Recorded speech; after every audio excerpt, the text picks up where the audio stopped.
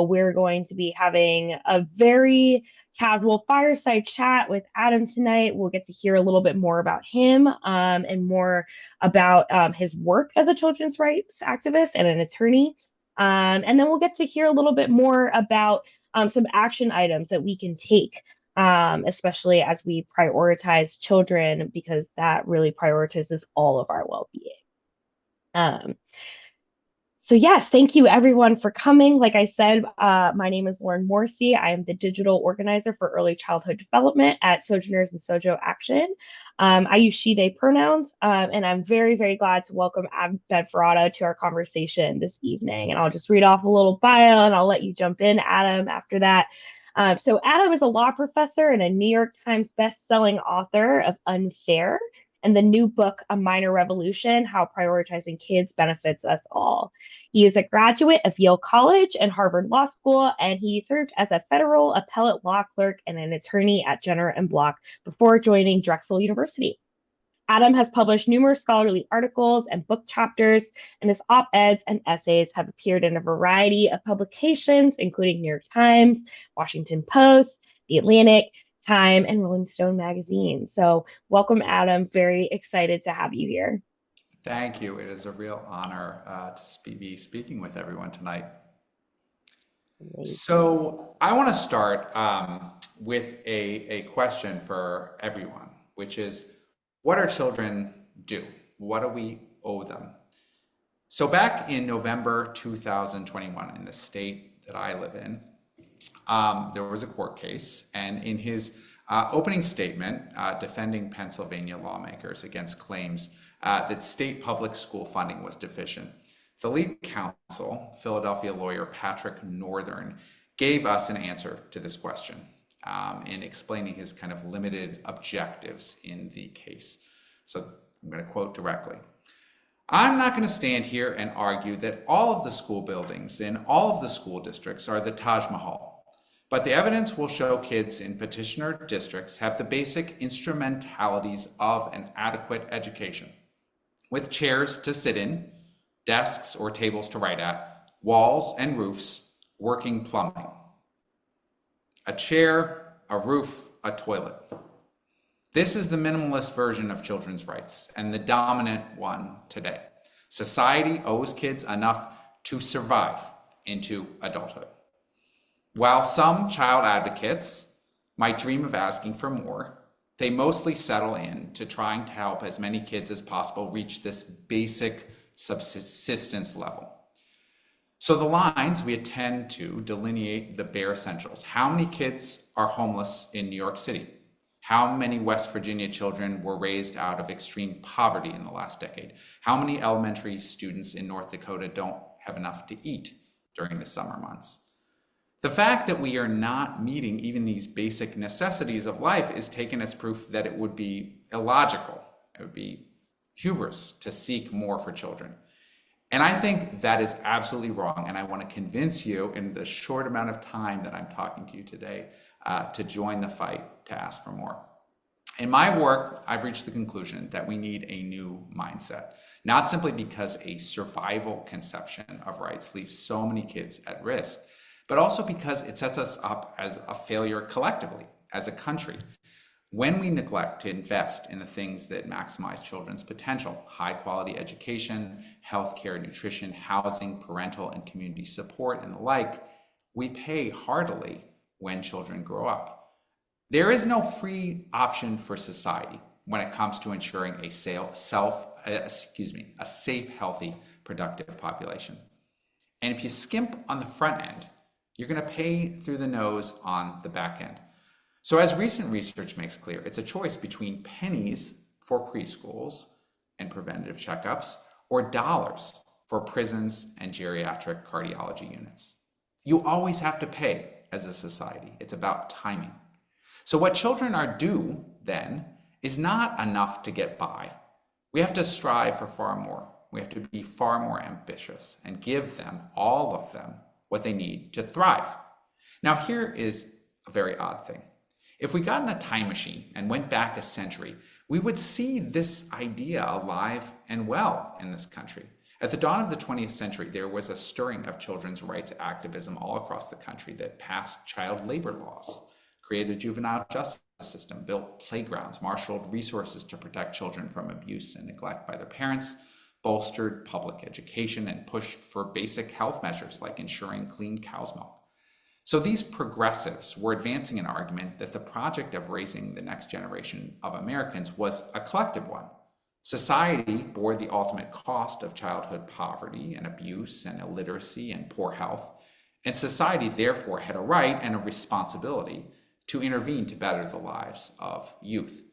So on February 20th, 1903, the Spokane Press warned its readers of exactly the myopic thinking Mr. Northern espoused before the Pennsylvania court in 2021. So again, I'm going to give you a direct quote. "The state makes a great mistake when it puts the future citizen into a gloomy, ugly schoolhouse. The young citizen is at the age when impressions count. The schoolhouse should be bright, cheerful, cozy, homelike, inviting, refined. Someday, when society learns how to utilize what it has, the schoolhouse will be the center of culture and music and art and literature and good citizenship and humanity. In short, the center of commercial life. Someday, society will learn that money spent to promote these things is money spent better than for juvenile courts and truant officers." So by 1912, President William Taft had been convinced to create a federal agency, the Children's Bureau, the first of its kind in the entire world, focused solely on improving the welfare of young Americans. But what happened? Over the course of the century, Americans became increasingly convinced that the project of raising children, of supporting their proper development, was the sole responsibility of parents, not government. Now, this was a broad cultural shift, but one that got critical support from elite institutions like the Supreme Court, which produced a series of opinions articulating parents' rights to control the upbringing of their children, to literally direct their destinies in matters of education, medical care, family relationships, and everything else. And it was this vision that won the day. So what does this all mean for kids? Well, despite the miraculous strides we've made on so many fronts, think about where we were at the dawn of the 20th century and where we are today. We've mastered flight, we've created computers, we've mapped the human genome, we've harnessed nuclear power. Despite all of that progress, our efforts to improve the lives of children have slowed to a trudge. Now, to be sure, today far fewer kids die of malnutrition or lose fingers in factory accidents than 1900.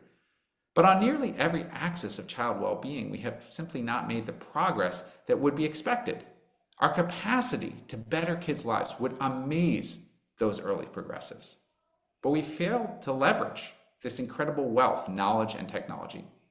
In a country whose 500 largest corporations generated $18 trillion in revenue last year, some 9 million children today grow up in poverty. In the country with the most billionaires, 756, the last time I checked a month ago, it's probably more now, 11% of children under 5 in rental households face eviction each year.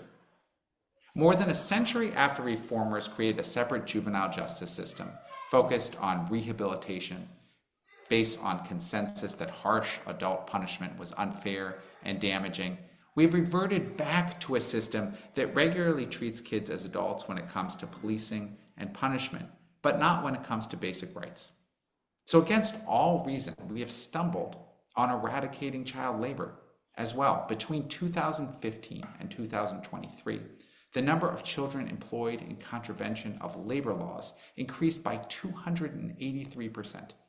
And in 2023, more than half a dozen states actually introduced bills to weaken the child labor protections that are on the books.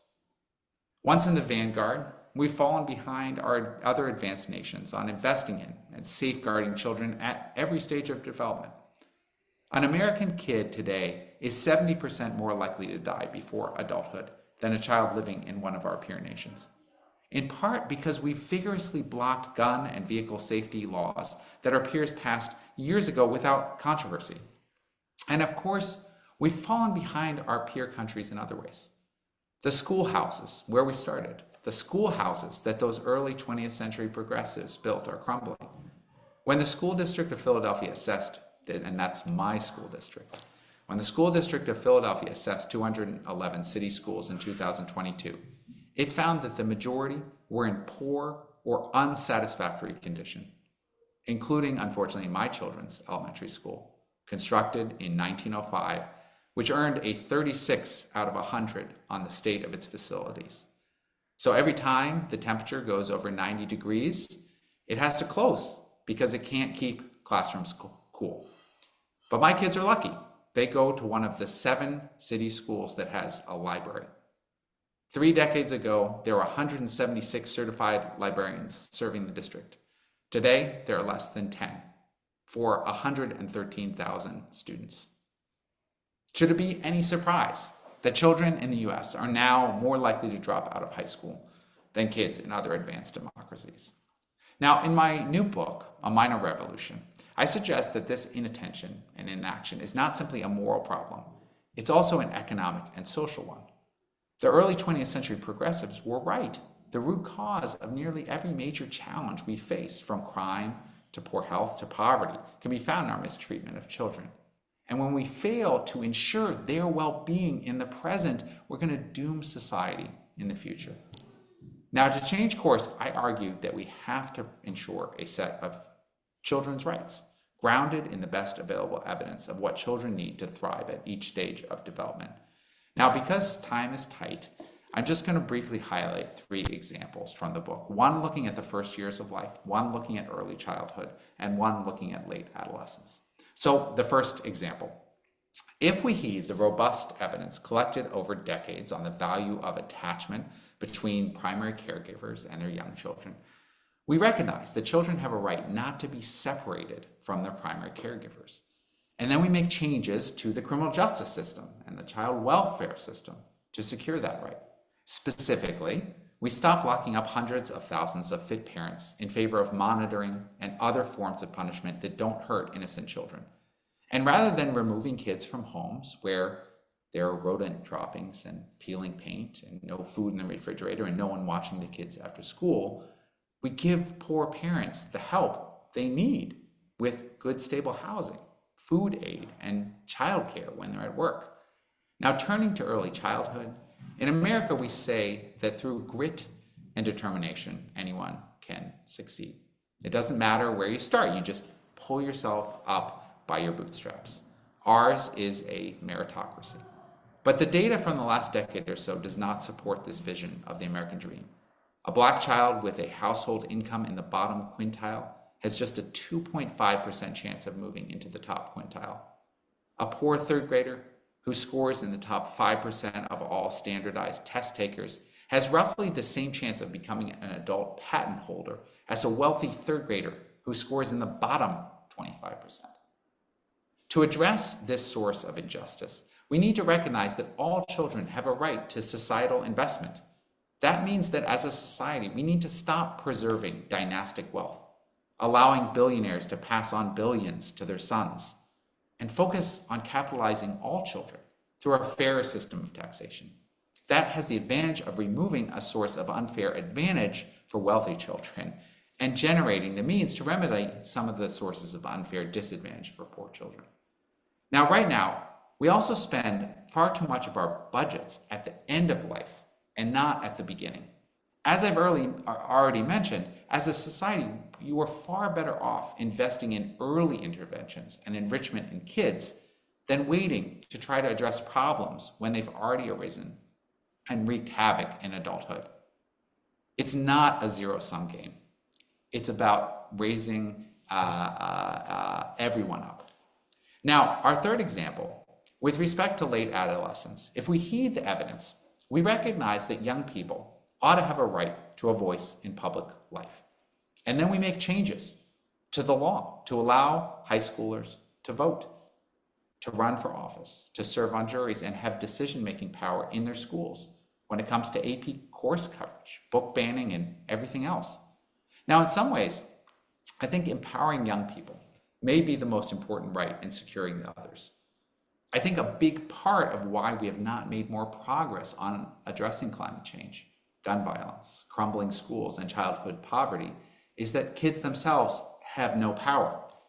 As Susan B. Anthony explained, the moment you deprive a person of his right to a voice in the government, you degrade him from the status of a citizen of the republic to that of a subject, a person helpless, powerless, bound to obey laws made by superiors. There was a brutal honesty when Senator Dianne Feinstein explained why she wouldn't be listening to the young teen climate activists in her office back in 2019. She said, "Well, you didn't vote for me." They couldn't. They were underage. Now, when I talk to folks about extending the franchise to those under 18, the first response I usually get is to challenge me that kids don't have the necessary capacity. Now, I'm an evidence guy, and if you look at the evidence, the truth is that there is research from psychology and neuroscience which suggests that when it comes to voting relevant cognition, there doesn't appear to be a significant difference between the average 16-year-old and the average adult. And, this is a big and, of course, we allow millions of adults who are well below average to vote every election cycle, no questions asked. Now, the fallback defense I hear is that even if it's true that kids shouldn't be disqualified based on incapacity, it is a fact that those under 18 don't have sufficient life experience. That's not true either. Indeed, many young people have significant lived experience relevant to the most pressing issues of the day. They know what a lockdown drill in a school feels like. They've experienced racism. They know how TikTok works. And they have skin in the game. A 15-year-old is going to live with the consequences of the next presidential election on her reproductive choices, on her job prospects, on the habitability of the world in a way that her 89-year-old great-grandfather simply will not. Now, there's been a lot of attention recently drawn to the mental health crisis among adolescents in this country. And it's obvious to me at least, and I think a lot of folks in the children's rights community, that it has many causes. But I don't think we should overlook the destructive dynamic we have created, whereby teens are both exposed to terrible things we adults made and things that we failed to protect them from. And second, given no power to address those things themselves. Why would young people be so anxious and depressed? Look at what we've done. How could they not be? So shifting back to the big picture, what is the major impediment we face in changing course, on really pushing forward on children's rights? I'm convinced it's not animosity to children that is the major problem. It's not a desire to harm them, keep them down.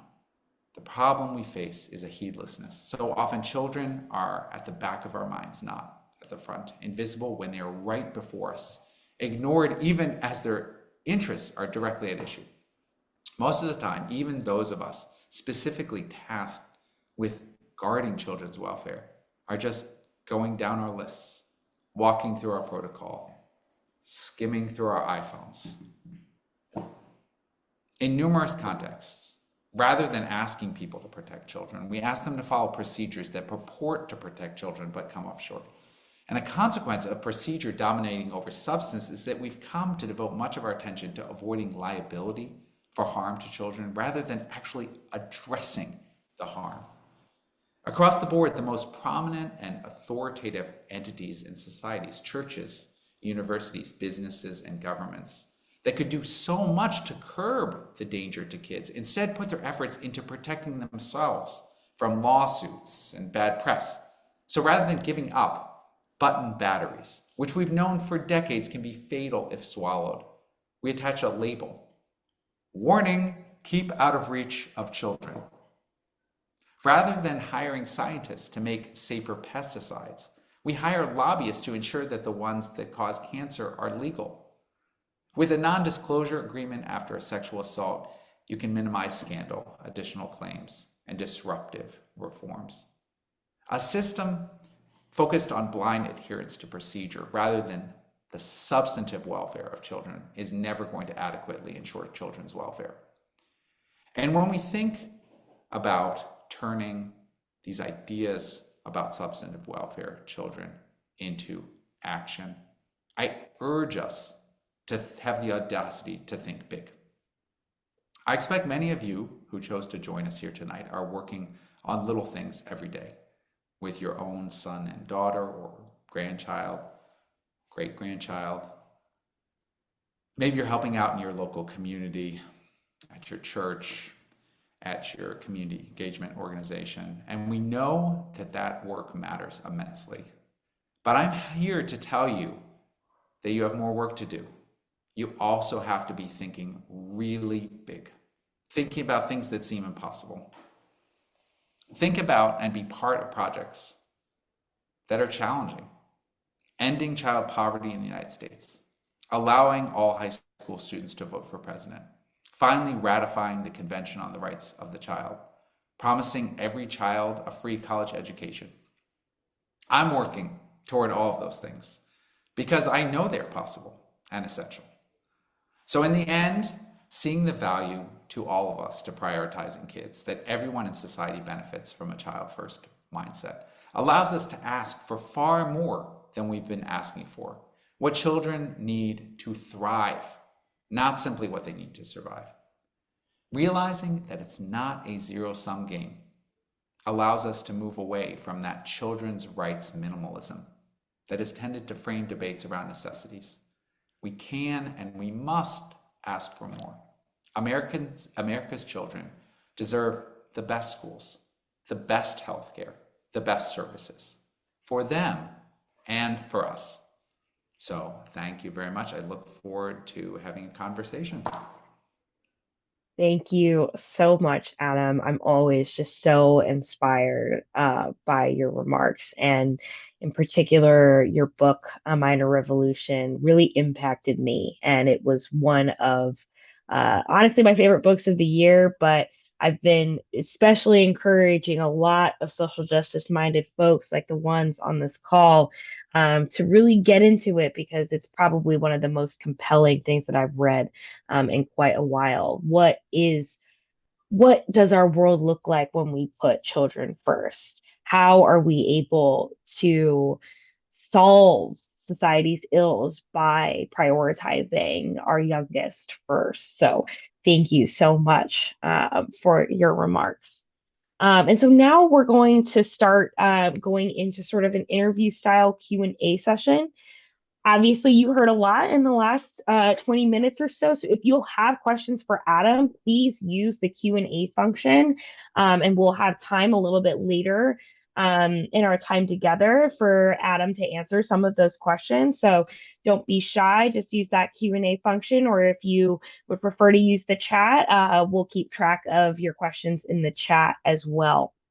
So, Adam, this webinar is a part of the It Takes a Village summer series of the Flourishing Futures campaign that I host here at Sojourners and Sojo Action. And really, what the campaign and the summer series is seeking to do is figure out what we can do as people of faith to prioritize children and prioritize their flourishing so that our future as a community is a flourishing one, is a thriving one, right?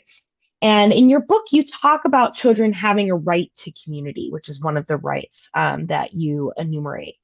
What is the role of the community in lifting up children? What is the role of the village? We always say it takes a village, right? But what is the role of the community and the village, especially in ensuring children have a right to community? Mm-hmm. Yeah, so I think there's really interesting data that I mentioned in one of the chapters of the book about parental happiness and satisfaction around the world. And if you were an economist and you simply looked at disposable income and said, well, money brings people happiness and alleviates a lot of child-related issues, you would say, well, the Americans should be like among the very happiest parents around the world. And the truth of the matter is we're near the very, very bottom. As someone who has two young children and had them through the pandemic, it's no surprise why we are so unhappy. It's because we have the weight of the world on our shoulders.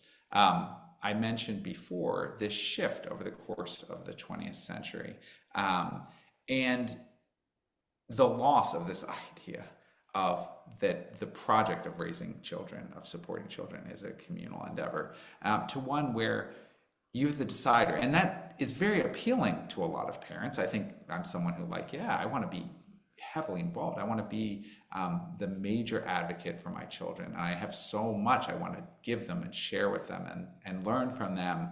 But the truth is, there's a huge downside when you are actually the one who has to decide when it's appropriate to introduce the ideas about slavery and the Holocaust, when you should start talking about, the war in Ukraine, when you're the one who has to actually do research and figure out how to have the conversation about the birds and the bees, and you're the one actually who now has to figure out what your ideal vaccine schedule, while you're actually have terrible lack of sleep and no one's paying for your care leave, so you only have 2 weeks, and so you have to Google all this stuff. In America, it's exhausting to be a parent because we're all on our own. And one of the reasons that countries that have so much less have such happier parents is the idea of the village.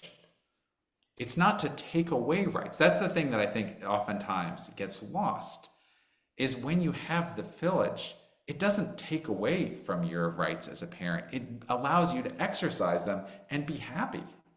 Mm. And so I think that's something that we really need to push for. Now, I think taking kind of a children's perspective, I think the thing that I worry about is not actually most parents in America exercising this incredible autonomy. I mean, I think a lot of parents, they have a natural affinity for the kids. They make mistakes. We all make mistakes. But in general, they're wanting their kids to grow up and be able to be on their own.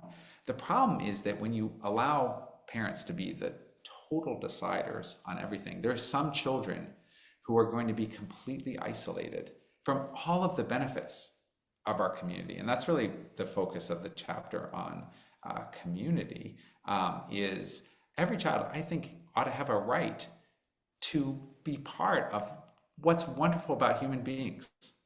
All of that progress that we've made in all of these different areas and the socialization that comes from that. Now, I think any role in the raising of children, parents will always have this primary role. And that's why I think in one of the early chapters in the book, I talk about the attachment right, how we need to actually preserve that. Unfortunately, I think the same people who often are advocating parents' rights don't actually look out and do the things that would really matter for parents, like care leave. Like, we are such an outlier on that. And if you were out there saying, Absolutely. I'm fighting for the parents, well, hey, you need to give people time off so they can raise their infants, period. Absolutely. Yeah, I completely agree. And a lot of in building this It Takes a Village summer series and talking to parents and talking to caregivers and talking to families in their churches has been coming to a point of addressing this new movement for parents' rights, right? Especially because they claim to lean on a shared value that we all have, which is protecting children, right? And I'm wondering, what are your thoughts about how can we as caregivers, as parents, as cousins and friends, how can we better embrace letting our children lead? I feel like a lot of parents kind of curl in on themselves or, like, oh my gosh, I want to protect my child so much from the world, but what is this balance of protecting our children from necessary harm and isolating them and shielding them from a community that they deserve, that they have a right to? Mhm, mhm. So really interesting question. And I think, one of the things that I think I always have to make clear is I think parents should have rights. Like, obviously. I mean, I'm a parent. I want rights. Like, and the good thing is I have lots and lots of rights. Um, the problem is that children also should have rights. And that's because I think some children don't have good advocates for themselves. So, like, imagine that you don't have a parent who is looking out for you at all and you have no rights. It's fine. You know, if your parent is the one who's out there fighting for you and bringing you along, it's great. But if we put everything in parents and you're a kid who does not because maybe you don't have parents, maybe your mom, and she's a single mom, is incarcerated. If you don't have someone pulling you up, you're in deep trouble in this country. And so I think, you know, one of the reasons that this is in the news so much is that I think the Republican Party has decided this, coming out of the anger of parents, coming out of the COVID period, schools, you know, my school in Philadelphia was closed for an entire year, and it was just like, figure this out on a way. Parents were frustrated. It was very difficult. I was trying to, you know, teach my class, and my first grader was getting kicked off of Zoom, and I was texting the teacher to try to get down. Parents were very upset about that, and I think a number of Republican strategists decided, well, this is our ticket to capture a bunch of governorships. If we say parents' rights, you were disrespected, we're going to give you more power.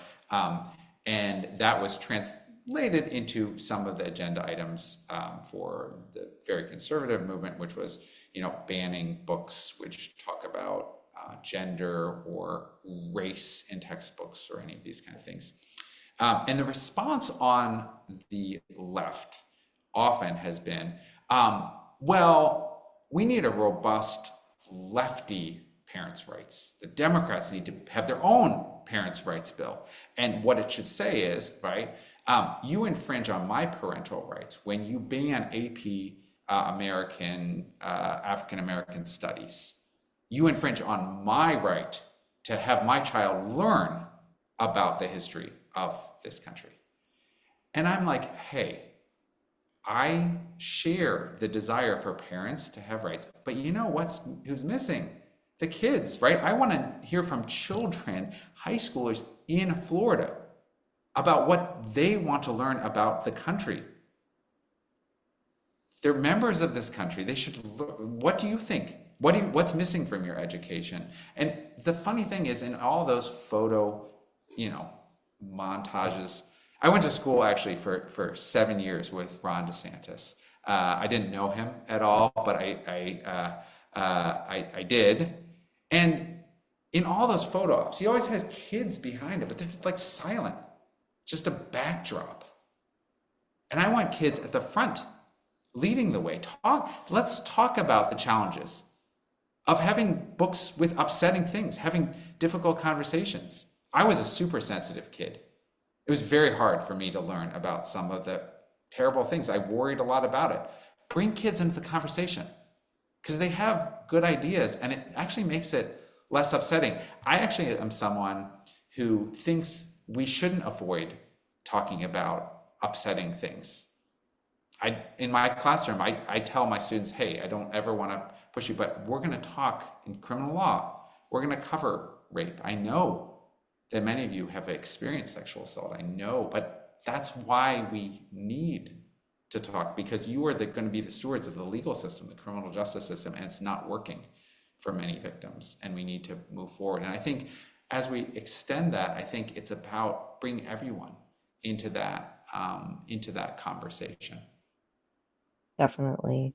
Thank you for that. Yeah, I completely agree. Bring children to the front, right? You know, you were talking earlier about like the child is just invisible in all of this. And you And know, yeah, yeah, and just one follow-up thing, because I go around the country and I have really interesting conversations with people of all different backgrounds and ideologies and different things. And one of the things that I hear, both from people on the left and people on the right, is this fear or this idea that by not allowing kids to have a voice in all these things, you're protecting kids. That somehow like it would be very traumatizing to a 16-year-old to be on a jury, for example, or to vote. I don't want the world is such a messed up place. I don't want them to be thinking about this stuff. And my response is, I talk to a lot of young people. I certainly did in writing the book, and I continue to do that. And one of the things that you quickly realize is kids already are exposed to all of this stuff, particularly high schoolers are very aware of things that are happening in the world, including the bad things. And if you go into, right, a city like mine and you think you're protecting a kid from being on a jury where someone is, there's a assault or a firearm weapon, those kids have seen a gun violence on their street, right? They know someone who was assaulted. And all you're doing by saying that you can't be on a jury is just saying you have no ability to have any impact on the things that affect your life and that you're scared of and worried of. You're not part of the community. You're not a full person.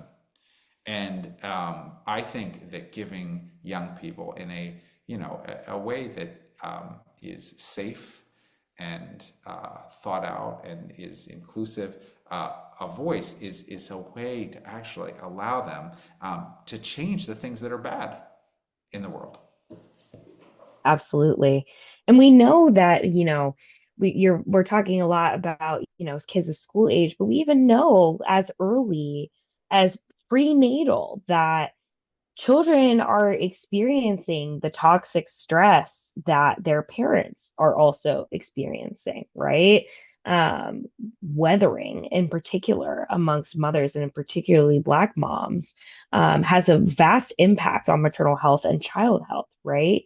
Um, Toxic stress, like in advanced, not advanced, sorry, adverse childhood experiences can impact a child's health for 10, 15 years after the actual episodes um, occur in their early childhood. So, even talking to parents in particular, I've had a lot of parents reach out to me, be like, how do I talk to my kids about the war in Israel and the war in Gaza? How do I talk to my kids about the war in Ukraine? Because they can clearly tell that something's wrong because I care about this. But how do I have age appropriate conversations with them? So, absolutely, keeping kids involved in the dialogue is so, so, so important.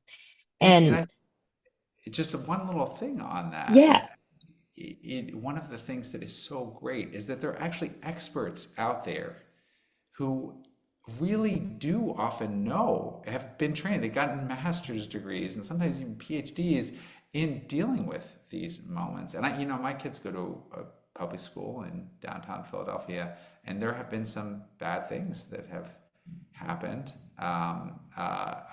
And one of the things that is just great is bringing the community together and allowing like the counselors and the teachers who care so much and have had so much expertise.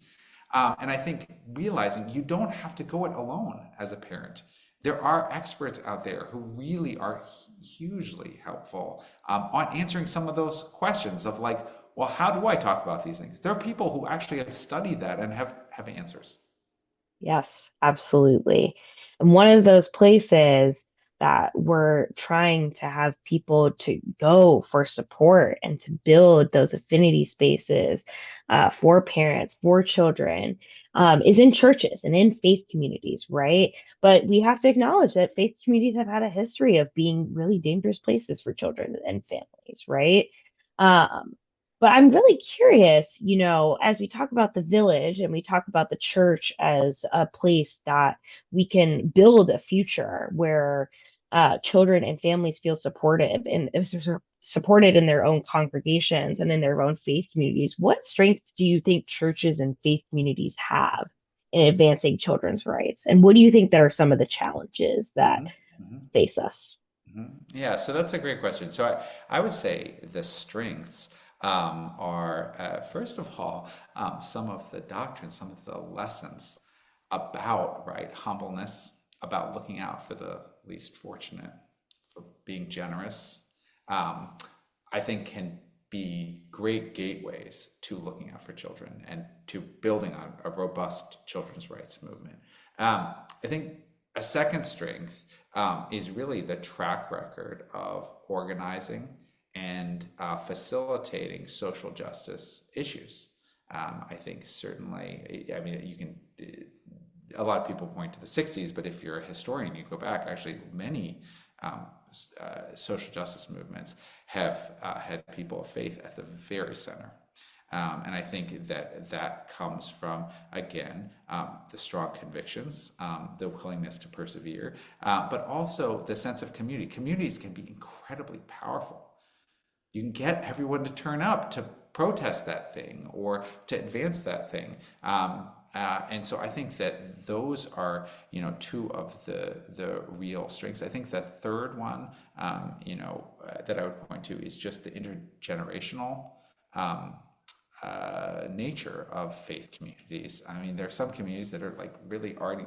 What's cool about churches often is it draws from everyone, and I think this is an issue. Again, this is my children's rights message: is we all have a stake in this, right? I think that's different than a lot of other children's advocates, and a lot of the history of child advocacy has been like, do this because this is a nice thing to do for children, or do this because children have a natural right. And I believe those things, but I also think we ought to do this because it's just the best way to build the society that we all wanna live in. Now, in terms of challenges, I think it is problems. I think a lot of them are just problems with institutions. I think, if we look at, the sexual abuse of children, large institutions, whether that is, the Catholic Church in Pennsylvania or USA Gymnastics, institutions can be very dangerous places for children, in part because people trust them so much and have so much belief of like, of course my child will be safe here. And again, I think that the history there, we have not finished the reckoning. And so I think the first thing that we really have to do is not try to avoid lawsuits and bad press and another scandal. I think it is to really try to root out the core of the problem, try to understand the problem, understand the history. And that's in, not simply in, religious schools that were established that affected Native Americans in the United States and First Nations people in Canada. In Ireland, again, we have only begun the process of acknowledging those atrocities and trying to ensure that they are not ever going to happen again. And we've only begun that process.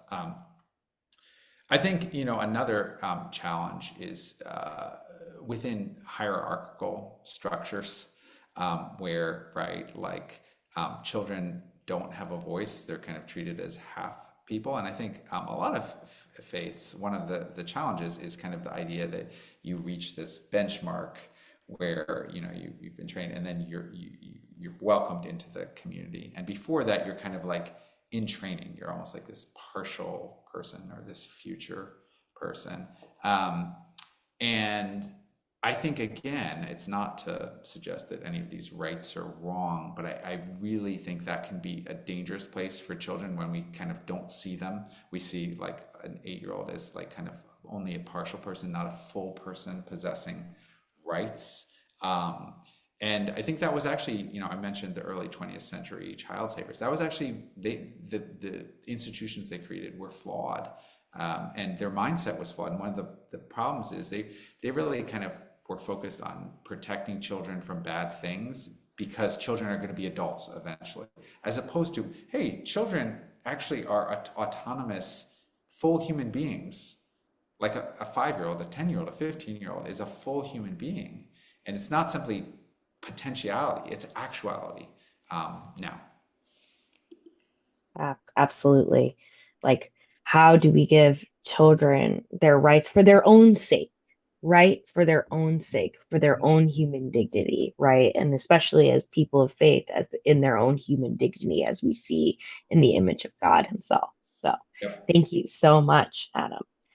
Um, well, I don't want to leave folks in a doom and gloom state, in particular. And I really wanted to give folks some opportunity to take action, in particular, for children right now. And one of the, obviously, we're not going to get the United States to ratify the Conventions on the Right of the Child immediately, right? Mhm. Mhm. That is going to take, and we will follow in the footsteps of people who have been organizing for our country to prioritize children, to welcome children, to give them their rights for their own sake. We will follow in their footsteps. But here are some quick things that you can do right now. If you've been following along with the It Takes a Village summer series, we've had two very important action alerts that have been going on. One in particular, we discussed child nutrition and hunger a few weeks ago, and the Farm Bill is currently being discussed by Congress. And that bill is one of the major pieces of legislation that funds food programs. And in particular, these food programs are anti poverty programs, right? They're anti poverty programs for children. Um, and in order to keep children in particular from going hungry, from getting food on the table, as our chat has been saying, like, what about people who are just struggling to get food on the table for their children every single day? We really need to take action and call on our members of Congress to prioritize children and to prioritize families and fund these really important programs so people don't go hungry. So that's the Farm Bill. In particular, there's another anti-poverty program that is up for consideration, and that is the child tax credit, right? We're just off the heels of tax season. And what the child tax credit does is it gives families money, extra money, that they can claim depending on how many dependents that they have. And the child tax credit, what that does is it gives families money to use for quite literally anything related to the children, whether that be for food, right? For food, for housing, for childcare, for the exorbitantly high cost of childcare that we have in this country. And it as a whole, giving people money to help raise their children, to help put food on the table is an extremely important way of lifting people out of poverty. And a lot of these anti poverty programs, whether it be programs that address food insecurity, whether it be tax credits, lifted people out of poverty, in particular during the pandemic. And there is really strong evidence that continuing to fund these programs at this level will lift even more children and families out of poverty. So we just dropped those links to our action alerts in the comments. So please fill them out as one quick way that you can take action here today. Awesome. So I did see that we do actually have a few questions from audience members in the chat and in the Q&A function. I'll answer one from Ben first. Ben works for Education Civil Rights Now, which works with progressive coalitions in different states to establish quality public schools as an actionable civil right for all children. What do you think about quality public schools as a theory of change? Can you say Um, that word again? Say it again. what do Sorry, you? my internet connection cut out for a second. Could you just go back a little bit? Yeah, of course. Um, Ben works for Education Civil Rights Now, which works with the different progressive coalitions in different states to establish quality public schools as an actionable civil right for children. What do you think about quality public schooling as a civil right in within your sort of theory of change in a minor revolution? Yeah, so I think it is an essential one, and it's actually kind of strange to a lot of people because if that we don't have like a federal education guarantee to a quality education in the United States because other countries have that in their constitution. Now, a number of states, including my state of Pennsylvania, have language in their constitution guaranteeing certain educational rights. But I think to me, this is something that requires intervention at the federal level and big intervention at the federal level. And for me, I think I would make a federal guarantee to a high quality education a major platform for the people who are running for president right now. I think that ought to be front and center. And it ought to be nonpartisan. That's the funny thing. If you believe in the future of this country, you should want high quality education. You get what you pay for. You get what you pay for. And I think that back in the early 20th century, I read that quote.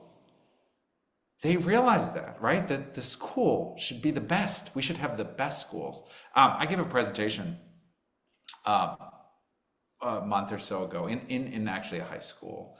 And I actually looked up a prison a couple of summers ago. I was in Halden, Norway, and I brought in pictures of the prison in Halden, and they're nicer than 98% of the public high schools in the United States. The prison, which houses rapists and murderers and people who have committed the gravest assaults, is nicer in Norway than the public schools in our American cities.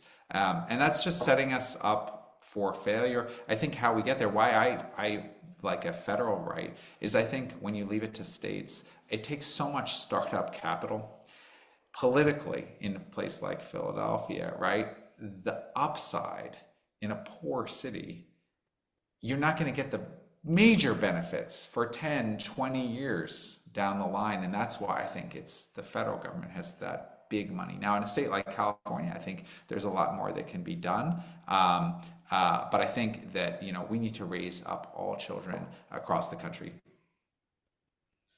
Yes, absolutely. Completely agree. And, it's not just public school, right? President Biden, in fact, one of his running campaign platforms 4 years ago was on universal pre-K, right? Like we also need to be what is high quality public education, right? It's not just K to 12, right? Right. It's pre-K, it's childcare. These are all really, really important things and are certainly part of the children's rights framework that we're talking about today. Yep. So I have another question here from the audience. Um, Obviously, a lot of what we've been talking about, have been questions uh, for all parents, but in particular, there are a lot of parents, in particular, single moms whose days are filled with trying to find a way to stay off the streets, put food on the table, or even people in situations who are in the state where there are anti-abortion efforts at are all in effect requiring the birth of children who are for one reason or another unwanted in the first place. So I'm curious, for folks who are struggling, on a day-to-day basis, and also talking about reproductive rights and choice in our efforts to ensure children's rights for all. I'm curious sort of how that squares away because right, you might there for people on one side of the aisle or not, right? Children's rights might look a little bit different. And so would love to Yeah. hear your thoughts on So, that. so I think, that's a hard question. It's one that, I no, I mean, I welcome the hard questions. I want to have the hard conversations. Like, I just want them to be about children and how we work this out. And I want to be the first one to say, I don't have all the answers. I want to listen to people. I want to hear this. This is my current way of thinking about this and how I talk to people about it is I don't set out to change anyone's minds about abortion or anything. I say, let's focus on what we all agree on. And I think this is something that we all agree on, which is that every child deserves to be with parents who want that child and love that child. Every child has a right, I think, to be loved and wanted. I think the pathway to that is reproductive, right to reproductive health of people who are deciding, because that's how you can just make the decision. It's very, very hard, right? If a child is just like an accident that you didn't expect or want, I mean, it's the most important decision that most people will make in their life. And when 50% or 40% of pregnancies in the United States are unplanned, that's not setting children up for like success to be with parents who are ready and happy and excited, and this is the right moment. And do some of those unwanted pregnancies end up with children who are loved and thrive? Of course, of course. It's simply about how do we establish a society that like looks out for the most children and has the most children loved. And I think that is one which provides everyone with a reproductive choice to decide when and if they want to become a parent. So I think that's to me the starting point. I think, I think the other thing that I say to people who challenge me on, a right to, I believe in a right to free, reversible, safe contraception for anyone who wants it. That's my belief system. But I say, if you do not believe that, what I'd like, if you are very worried about every fetus and you think that, there's no right to a contraception, I say, okay, well, let's work together on something else, which is exposure, prenatal exposure in the womb to heavy metals, environmental pollution. If that is your belief system, I'm okay with us disagreeing on when life begins or any of those things. Let's work together on something that I believe fervently, and I think you should worry about too, like exposure to mercury in the workplace, or exposure to lead in drinking water, or peeling lead paint. So I think where I approach things is with a degree of being humble, which is like, I can't change, these are things that people feel deeply about. I can't change everyone's mind on that. But I think there's so many areas where I can actually say, we don't have to decide this who's right. We can actually work together on something we both believe in that will make a huge difference for kids. Absolutely. Right. Children are our moral imperative, folks. And that, again, is something that Adam has said, and I'm sure everyone in this webinar agrees. It's something that we can all agree on. Children are a moral imperative for the flourishing of our futures. So, thank you so much, Adam, for joining us this evening. And thank you, all of you, for attending and joining us, especially during this week when people are headed out on vacation. I'm really appreciative of all of you being here. Thank you so much for coming tonight. You will receive a follow-up email with some more action items if you missed them in the chat. You will also receive a recording. So if you had to go log off and eat some dinner, you can come back and watch our conversation. But again, thank you so much for joining us tonight. Thank you so much, Adam, for being here with the Sojourner Social Action community. And I hope you all take care and have a great rest of your night. Thanks, everyone. Bye bye.